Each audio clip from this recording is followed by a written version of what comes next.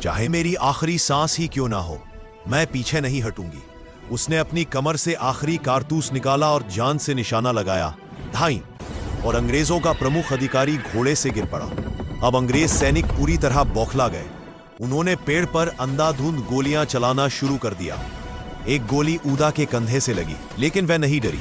दूसरे पेड़ पर चढ़ने लगी, पर तभी एक भारी गोली उसके सीने को चीरती हुई निकल गई। ऊदा ने शाखा को पकड़ने की कोशिश की, लेकिन धीरे धीरे उसका शरीर नीचे गिरने लगा। धरती पर गिरते हुए भी उसके चेहरे पर गर्व था। मैंने अपनी मिट्टी का कर्ज चुका दिया। जब लड़ाई खत्म हुई, अंग्रेजों ने देखा कि पेड़ों के नीचे एक महिला का शरीर पड़ा है, ऊदा देवी पासी। जनरल हेरिंग्स ने खुद अपने अफसरों को रिपोर्ट में लिखा, इस महिला ने अकेले ही हमारे कई सैनिक गिरा दिए। अगर ऐसी महिलाएं भारत में और है तो यह देश कभी नहीं झुकेगा। जब ऊदा का शव गांव लाया गया तो पूरा गांव रो पड़ा। मक्खन शाह की आंखों में आंसू थे। ऊदा, तूने पासी समाज ही नहीं, पूरे हिंदुस्तान का नाम रोशन किया है। उसकी मां ने उसके माथे पर हाथ रखकर कहा, मेरी बेटी, तू सदा अमर रहेगी। ऊदा देवी पासी ने केवल अंग्रेजों के खिलाफ लड़ाई नहीं लड़ी, उन्होंने यह भी साबित किया कि औरतें केवल घर तक सीमित नहीं होती, वे युद्ध भूमि में भी इतिहास लिख सकती है। आज भी लखनऊ के पास सिकंदर बाग में लोग उस जगह को याद करते हैं जहां ऊदा ने पेड़ों पर चढ़कर अंग्रेजों को चुनौती दी थी।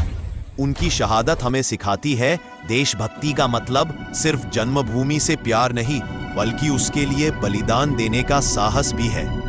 ऊदा देवी की शहादत की खबर हवा की तरह पूरे प्रदेश में फैल गई। लखनऊ से लेकर कानपुर तक गांव गांव में लोग कहते, एक अकेली बहन ने 100 फिरंगियों को मार गिराया।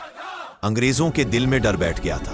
वे सोचने लगे, अगर महिलाएं भी ऐसे लड़ेंगी तो यह विद्रोह कभी खत्म नहीं होगा। इधर भारतीय क्रांतिकारी और भी जोश से भर गए। ऊदा का नाम युद्ध का नारा बन गया। ऊदा देवी अमर रहे। ऊदा की शहादत ने खासकर महिलाओं के दिलों में आग जगा दी। जहां पहले महिलाएं युद्ध को पुरुषों का काम समझती थी, अब वे कहने लगी, अगर ऊदा लड़ सकती है तो हम क्यों नहीं।